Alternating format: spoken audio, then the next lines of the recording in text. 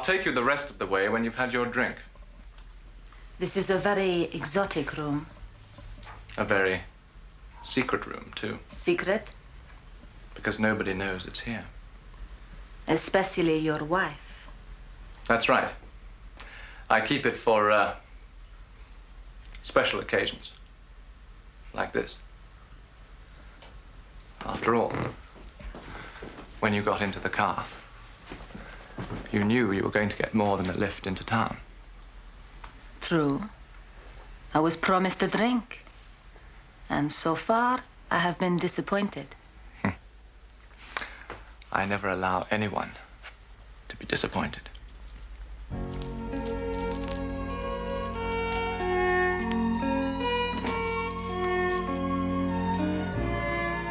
Turn out the light, will you?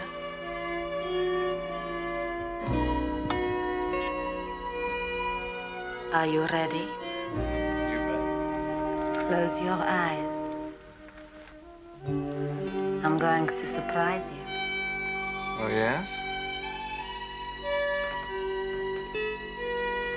Are you ready for this?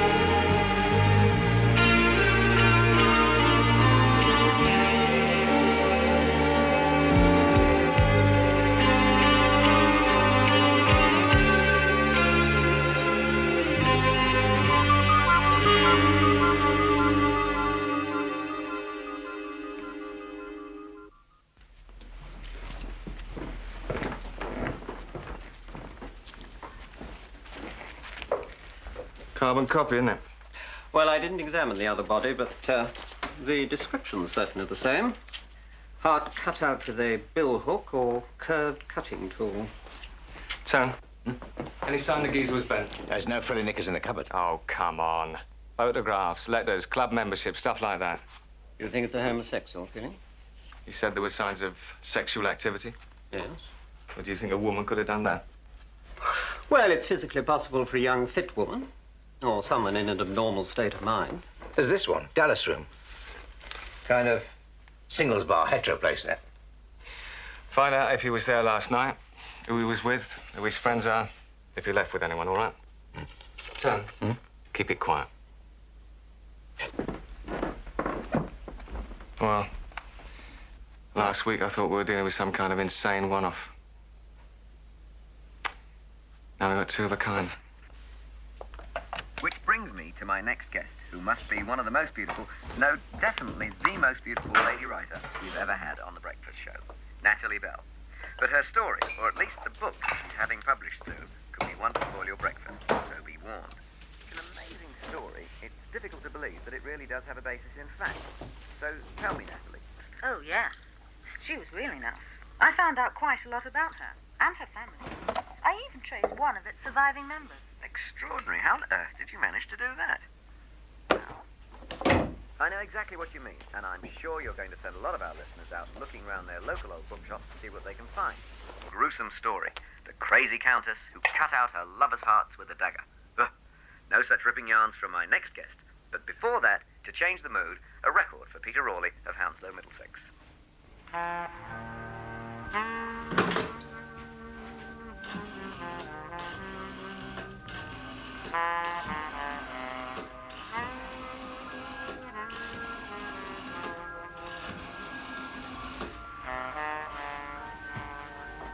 Hello. Could you put me through to the production office, please, on The Breakfast Show? Detective Inspector Clifford. Thank you. We're not releasing any details about the killings. What I've told you is just between the two of us, but as you can see, they're both exactly the same as you describe in your book about the Countess. Well, I wouldn't say exactly the same. And the Countess lived 300 years ago, remember? Yeah. You said you'd trace one of her descendants. And you decided it runs in the family. I haven't decided anything. So, what do you want me to do? Introduce you to Mrs. Hansker? That's right. Well, it'll be easier on her if there's someone there she knows. I'll call her later this afternoon. She usually sleeps after lunch. Then we'll see.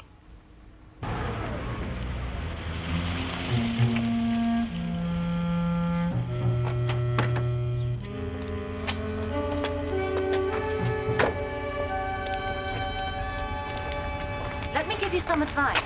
When you talk to Mrs. Hansker... I won't be doing any talking. I'll be listening. No. To tell you the truth, I have become obsessed with this ancestor of mine. Why? God knows. I cannot imagine a more monstrous woman. She seems to have been a perfectly ordinary run-of-the-mill countess until her husband went away to the 100 Years' War. His head falconer gave to her a baby eagle. And I have to say, this is not all he gave her. So, when the Count returned, the falconer, not being a courageous man, fled to escape his vengeance. But for the Countess, there was no such escape. The Count punished her infidelity with much cruelty. He had her dragged on a cart through the whole valley and displayed in all the villages where the headman gave to her a ritual blow. And then, at night, by the light of torches in front of the assembled people, she was branded with iron as an adulteress. But the Count had not lost his desire for her. In fact, the inflicting of this cruel humiliation seems to have quickened it. He locked her up in a tower, but he could not keep away from her. Every night he visited her. She submitted to him silently and waited. And then, one night, she opened wide the shutters on the window of the tower. The moonlight flooded in on the sleeping Count.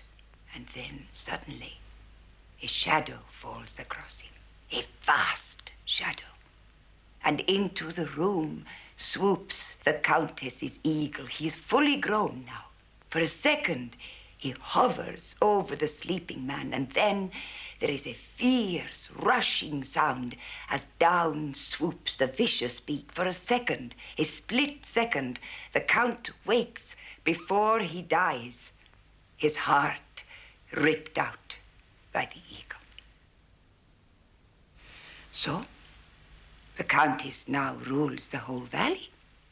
She goes out into all the villages, and she selects young men to be her lovers, yes? She takes them back to the tower, but before his night is over, each one of them dies, his heart ripped out. It was not until her death that they discovered all the bodies. There were 107 of them. Would you like more tea? No, thank you. Well, it's an incredible story. Is he very well known? No, as a matter of fact, it is not. Naturally, it had some currency in our part of the country, but gradually it dropped out of sight until the 1830s, when people liked that sort of horror story. And then it was published in a book of Carpathian folk tales and then translated into German and English and so on. Which is how I came across it. Mrs. Hansker, how many in your family now? In the family? Hmm. Oh, I am the family. I am the Countess's last descendant. Well, that is why I was so pleased when Natalie came to see me. Our family may die out, but our grisly story will continue. Hmm.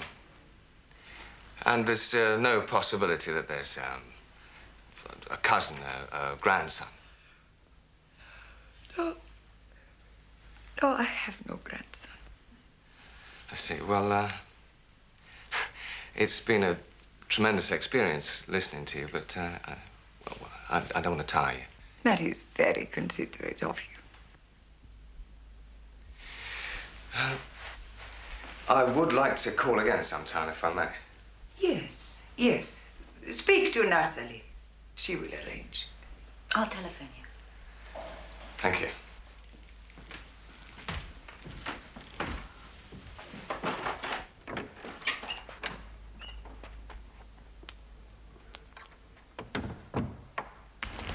What are you going to do now? I'll drive you home. I met. Oh. Well. I'd like the name and address of your publisher and the typing agency you use, and anyone you know of who might have seen the manuscript. You don't really think it could have put the idea into someone's head? According to Mrs. Hansker, the last time the story was current was the 1830s. Your book hasn't been published yet, so it's a possibility, however remote. It's an alarming thought. Something I've written may have led to someone's death. Well, as I said, it's a remote possibility. But it's one I have to check. Radek.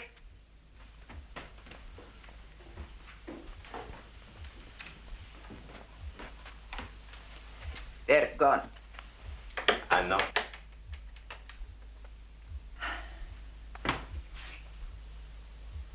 Why do you cover it?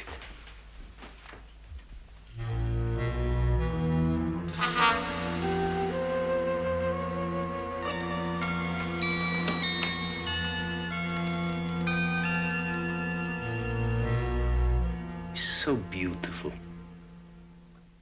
Sometimes I prefer not to see it. Tadek, are you going out? Because I have some work to do.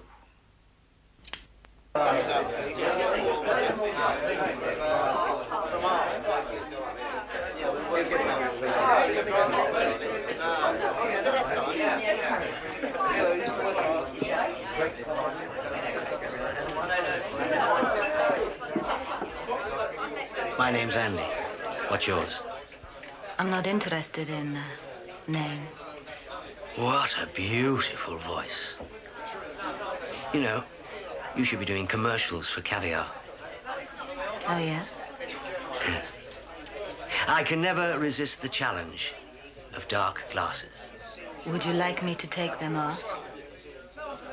Oh, there's no answer to that. There. I just bet myself a bottle of Mouton Cadet I could make you laugh. Now I've won, and you've got to share it with me. You want references? Well, don't look now, but check the glamorous lady behind the bar. She's the owner's wife. Ask her about Randy Andy. And that's you. Andy's the name, Randy's the game.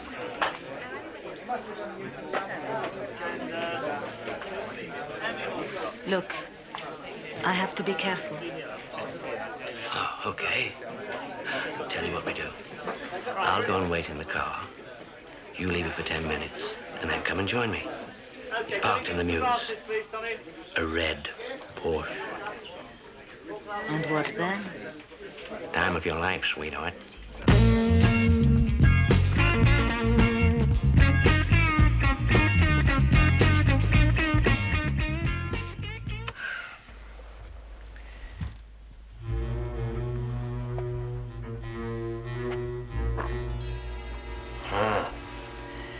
I see a tantalizing glimpse of things to come.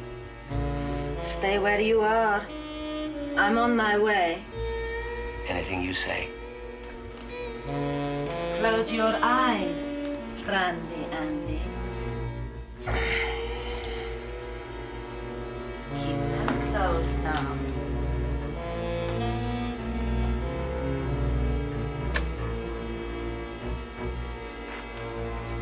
Keep your eyes closed till I say. Now.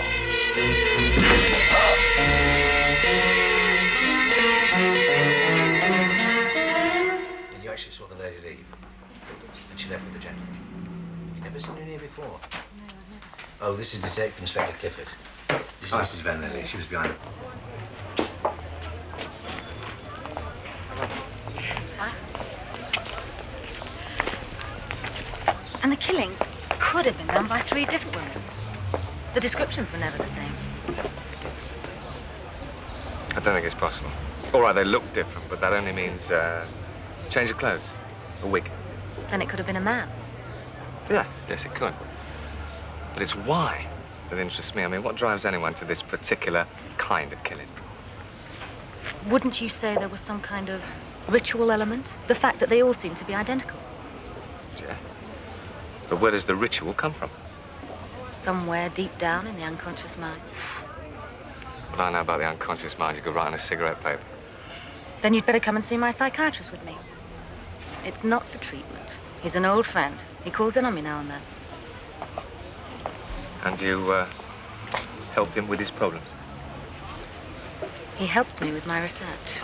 Maybe he can help with yours.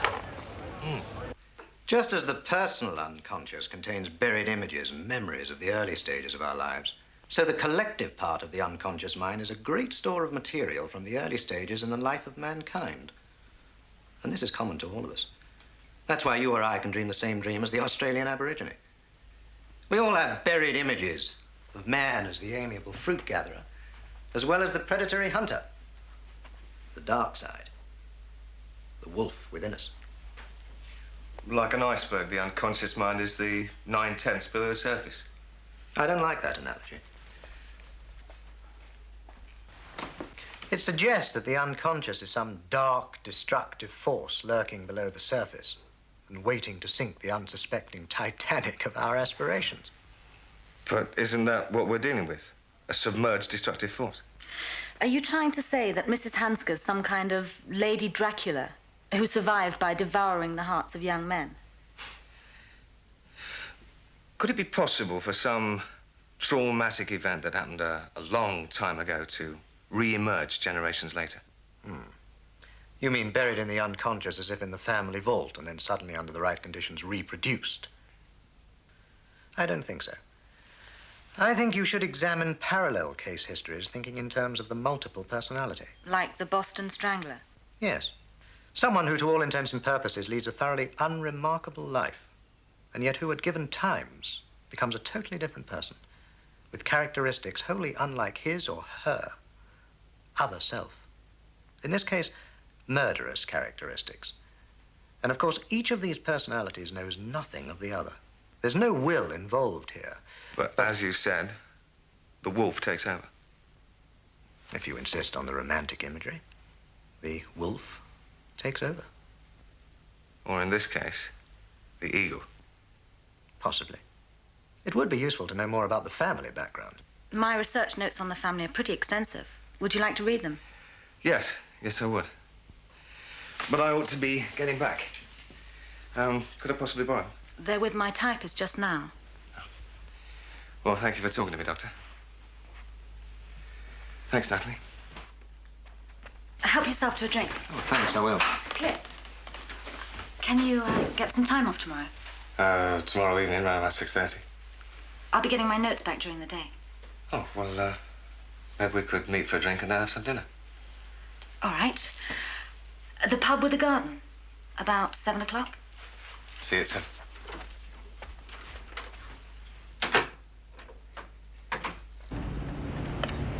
Is he still there? Yeah, he left about 25 minutes ago. Didn't stay long.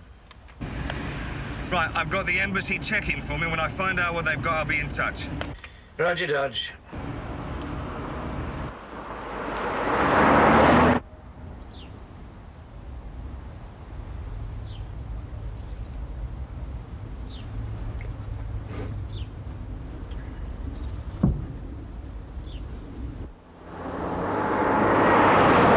I've got what I need from the embassy.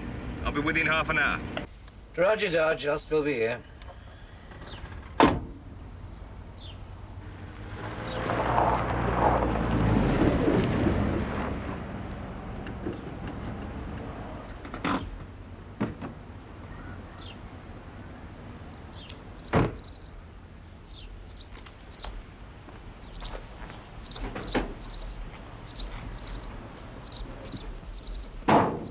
get a good look at him? Better than that.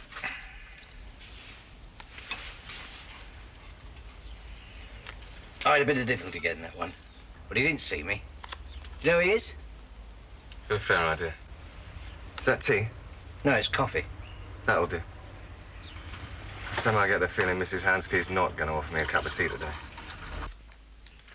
Not an eagle in sight. I haven't found the right one yet.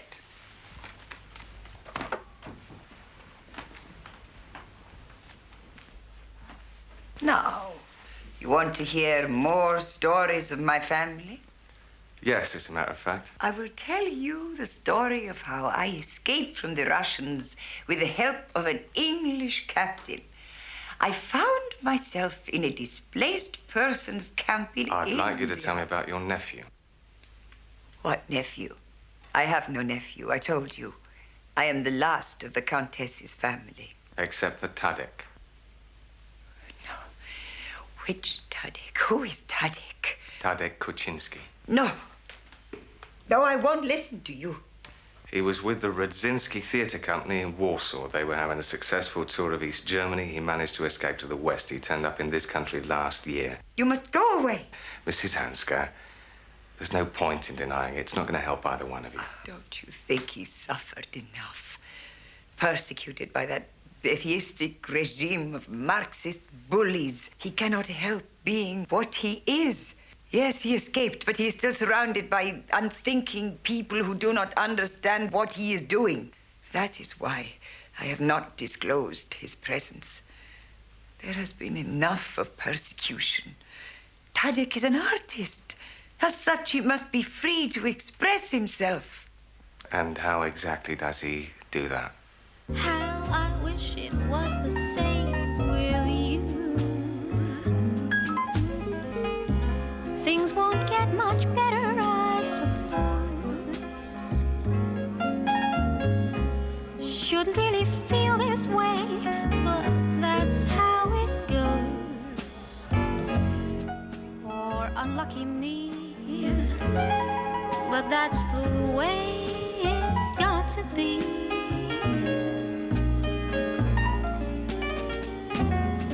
So tell me, what can I do?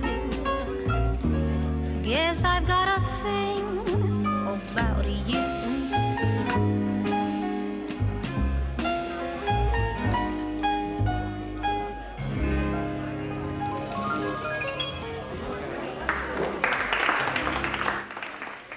Mr. Tadek Kuczynski, I'd like to ask you a few questions.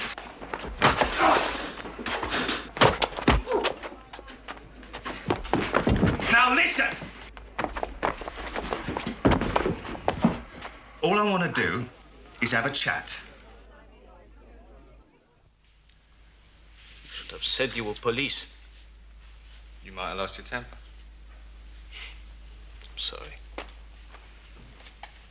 I thought you were spy or journalist. I'm glad I'm not.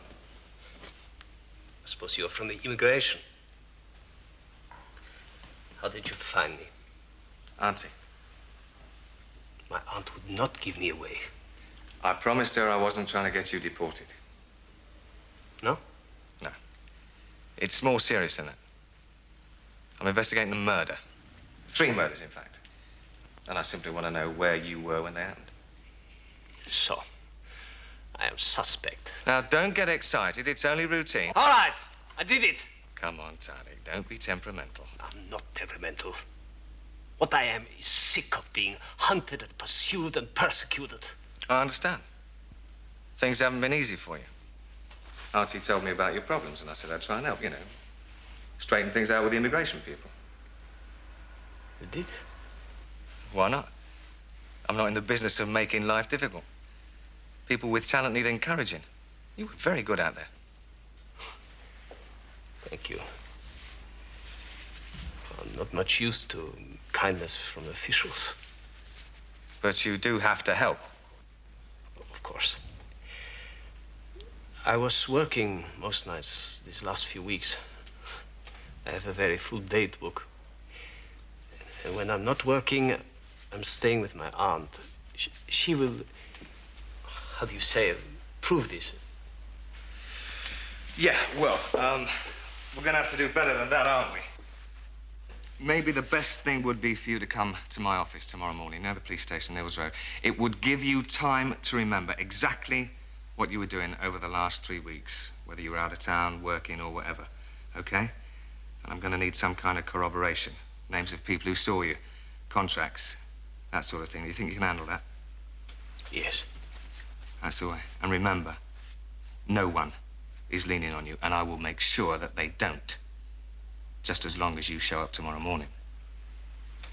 I'll be there. Good boy. How'd you get on? Bit of aggravation. Oh, with Queenie? You're still thinking in cliches, old son. Taddock's a hard lad. He's also very nervous. But is he the Eagle woman? Or do you still believe Auntie does a transformation number? I don't know. Who's watching the house? D.C. Wilson. All right, I'll take over. Now, make sure Taddock doesn't know he's being followed. He's very excitable and he's liable to... Let fly with his handbag. You just stop being funny, Sergeant. Now, stay out of sight. Or you've got trouble.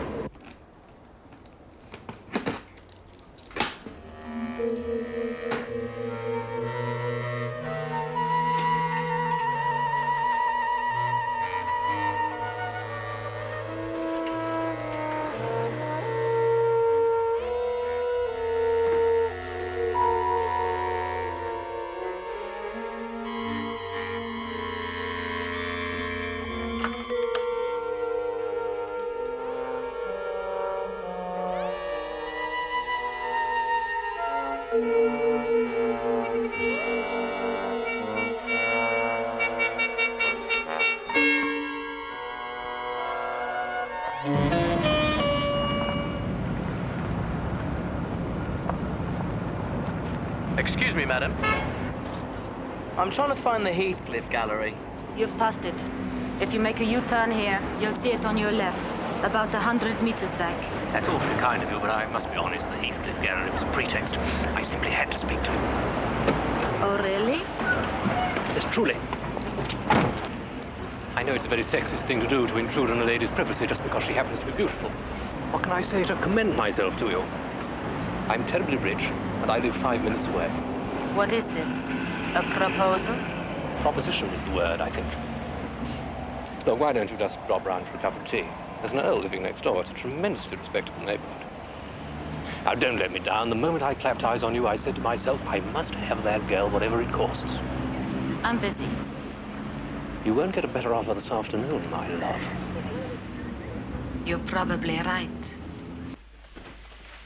You don't live here, then? Not exactly, no. I'm borrowing it from friends. Jolly pretty, though, isn't it? I've given the in-law servants the evening off, and the chauffeur's having tea with his mother-in-law, so we shan't be disturbed. Are you getting ready? Come and get me.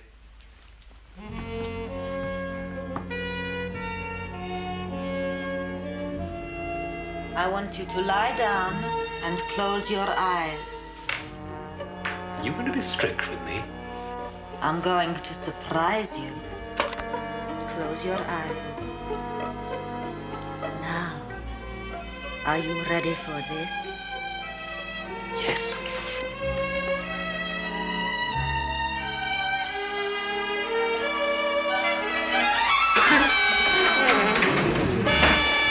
Please don't touch me!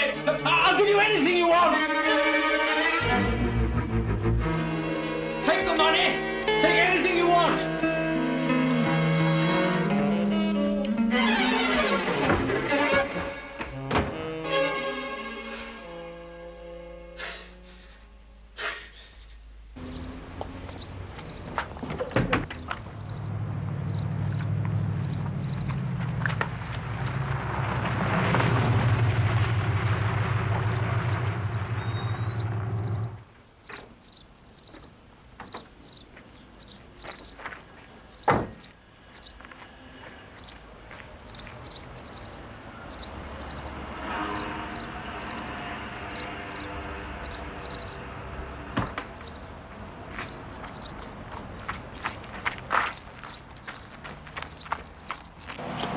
Everything in Taddick's statement checks, except the time he was with Mrs. Hanska. There's no way we can ever find out if he's really there or not.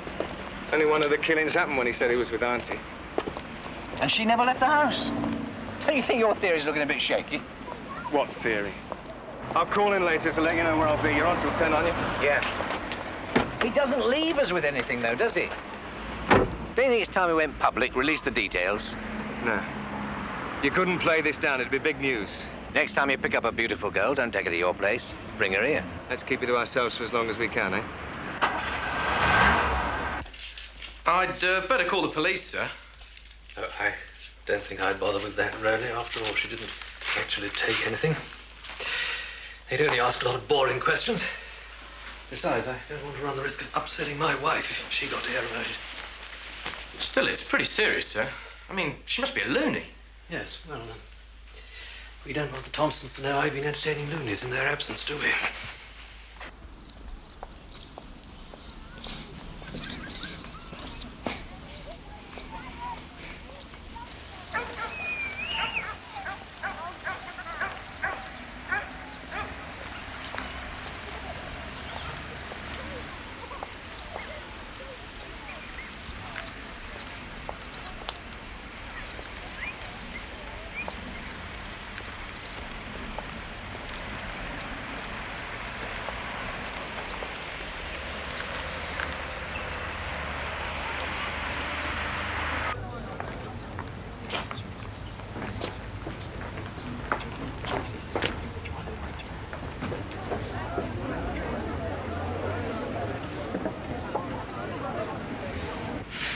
Listen, I live over there.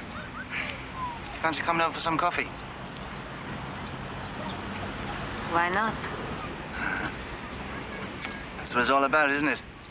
I mean, I fancy you. You fancy me. Why mess about? Come on, carry your bag.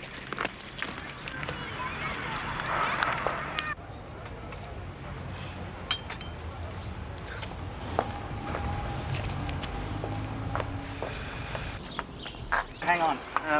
See, I've got to be careful about my landlady. She's got a bit of a thing about visitors. Come on.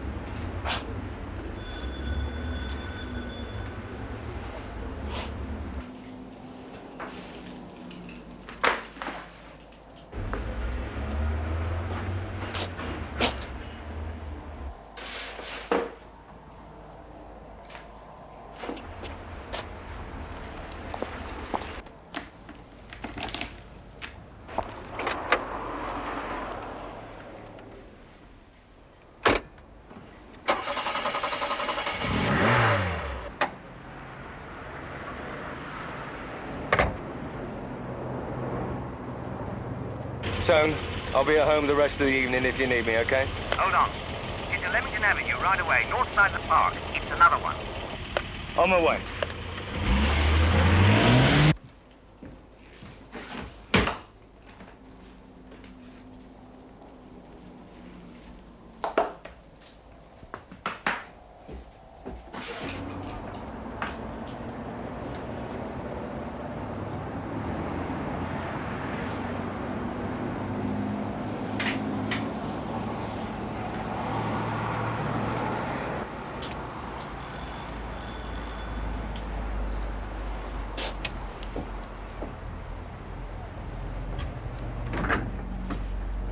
Cliff, Hello? I'm sorry about last night. You'll come in, won't you?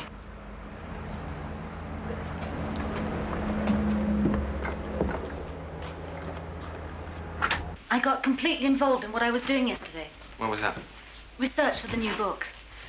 Well, it wasn't even research, really, just thinking about the story and how I'm going to tackle it. It's always like that, I'm afraid. Once I get an idea for a story, it seems to take over my whole life. Well, I was a bit surprised when he didn't turn up, but then I thought maybe you'd said yes just to be polite. I wouldn't do that. I'm very clear about yes and no.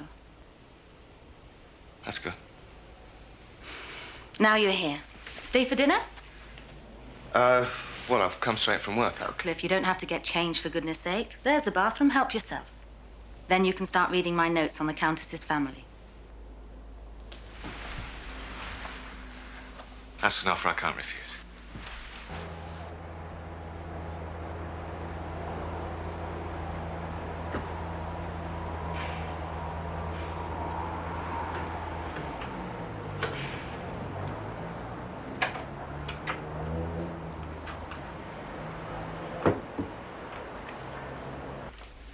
Do you want some help? No, you carry on. I'm just going out to get something to drink. I'll get it. No, won't take a minute. The shop's only in the high street. Oh, tell me what you want. Go on. Risk it. If I get lost, I'll ask a policeman. Some white wine. Some white wine.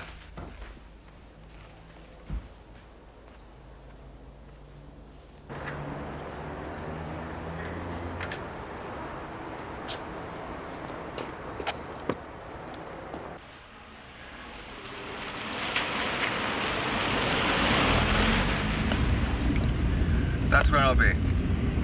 Roger, Dodge. Is Morgan with you? Yeah, I've done everything you said. Anything else? No, that'll do it.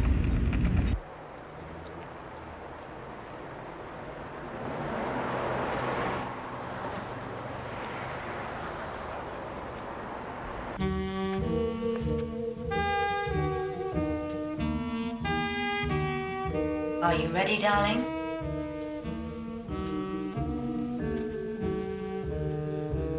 Close your eyes.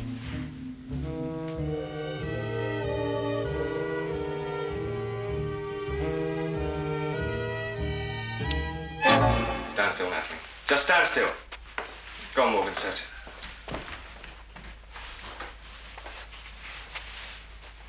I'm sorry, but this is the only way.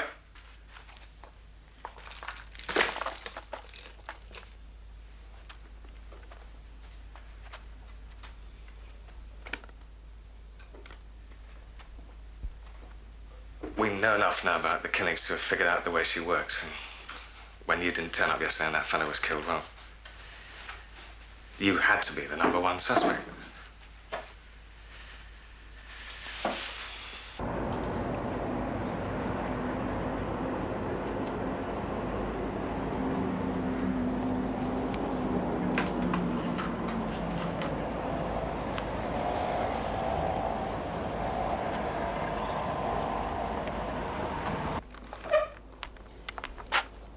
Clean. Would you like me to make some tea? Yeah, I think that's a good... Well, thank God that's over. Look, Natalie. Don't speak to me. Don't look at me. Get out of here, all of you.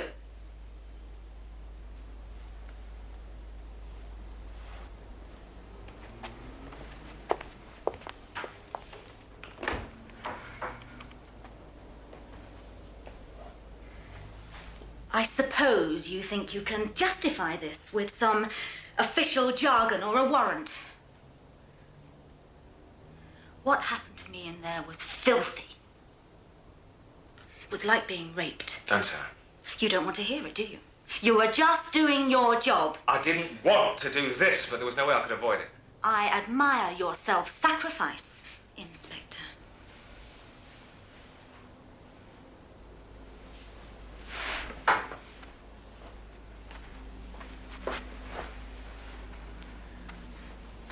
Don't bother to say you're sorry, because it really doesn't matter. Hey, she really gave you a hard time. Still, you got your proof now. Yesterday you hoped it wasn't her. Today you know it isn't. So it's goodbye forever now, is it?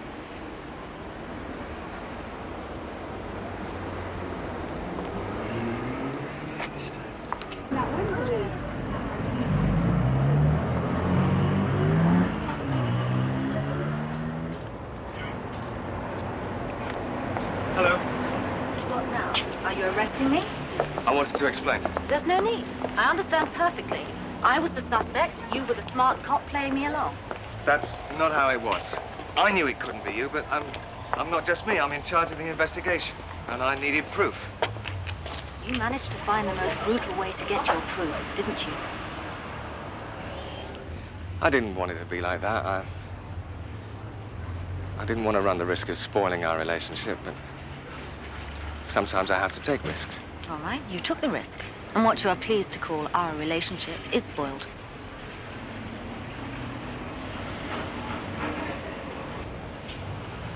I'm sorry. I didn't mean to be spiteful. I was hitting back at you. Do you have the time to talk somewhere? I'll be amazed if you have. I'm making the time. This is important.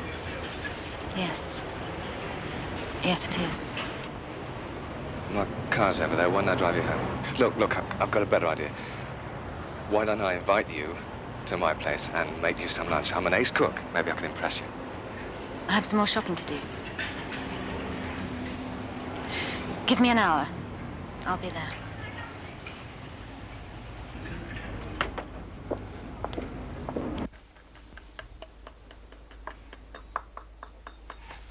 You seem, different.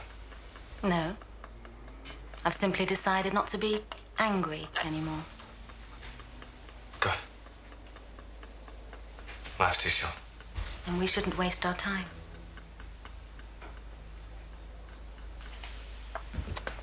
What do you think?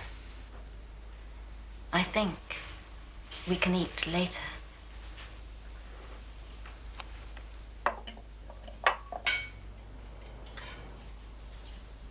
Do you mean, later?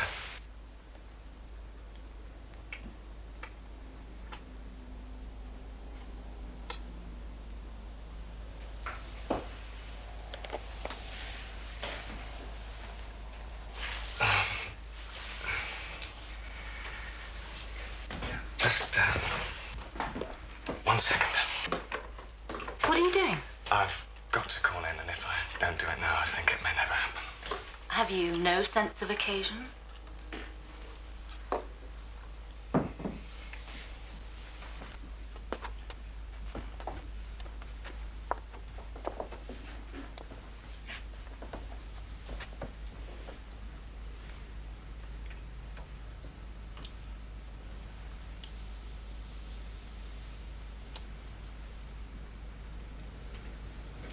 No. I want to surprise you. You never stop surprising me. I won't be long.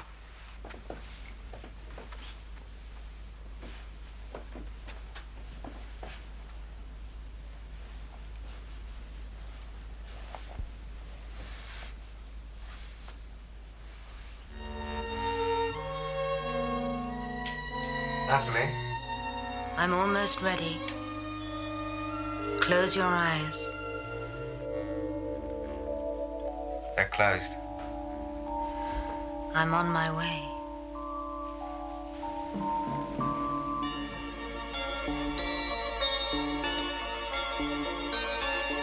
Keep your eyes closed.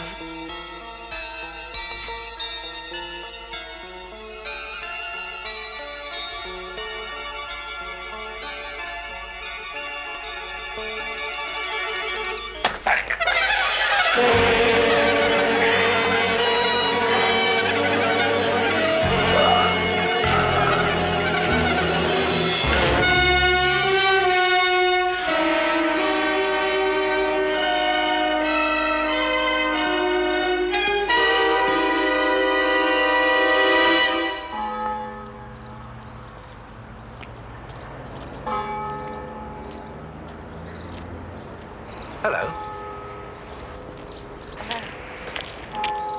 It's good of you to come, after all that business at your flat. Cliff had a job to do.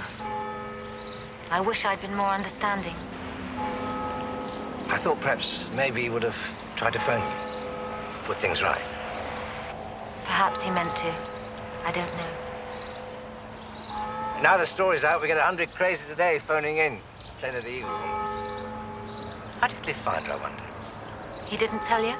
No. Kept it to himself. Went off on his own. First time he'd ever done that.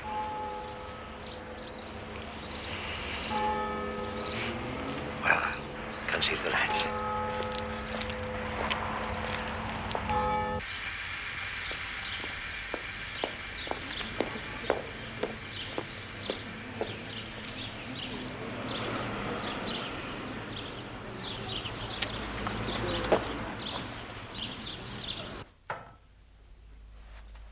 It was some journalist scum.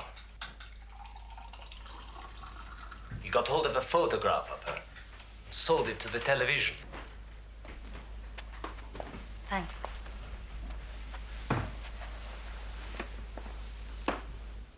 She saw her face on the screen when the story came out. She got an obsession. An obsession that she's some kind of reincarnation of the Countess. So now she's terrified of sleep because she thinks she walks in her sleep but kills. That's why I had to stay with her. You're looking after her now? What else can I do? Oh, I had some spectacular offers. A tour of the States with my own show. Jackie the Ripper. Some producer tried to force me to accept. I'd break his head.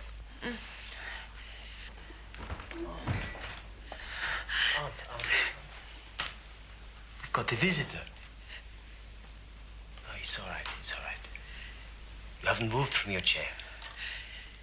You have been here the whole time. Of course I have. But don't worry. Say hello to Natalie. How are you, Mrs. Hanska? What have we done? You and I. Nothing, nothing. You're upset because of the news. Of course you are. But you've done no one any harm. You didn't choose your ancestor. But she chose me. She lives in me. What am I to do? This is just your imagination. You've been on your own too long, with too many gloomy thoughts.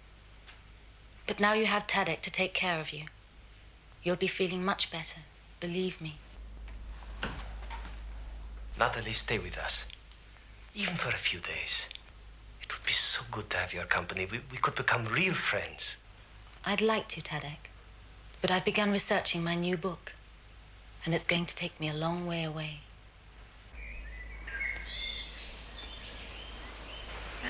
I think she'd make an interesting subject. Well, she wasn't a sister. Just one of the nurses. Did you ever see her? No, she was before my time. That would have been 1920-something. Mind you, my old governor saw her. Well, he saw all right. She used to, like, flaunt her body kind of thing when she was up close to them rich old boys. I wonder some of them didn't have a heart attack there and then. Of course, they'd ask her to come to their room, but she always said no. Wait until you leave, she said, and then you can take me to a flat. Well, these rich old boys was the kind who'd set up a nice-looking girl in a little love nest somewhere, so that was no trouble. She got the meeting out of her hand, so to speak, buying her fur coats and cars and diamonds and all that. Then when they starts to look around for a bit of something new... She'd strangle them with a silk scarf. You gonna do a television about it? A book, actually. I think she'd make an interesting subject, don't you? Well, it's not much of a job for a lady, but there you are. No was throttling all them old boys. She wasn't a sister, just one of the nurses.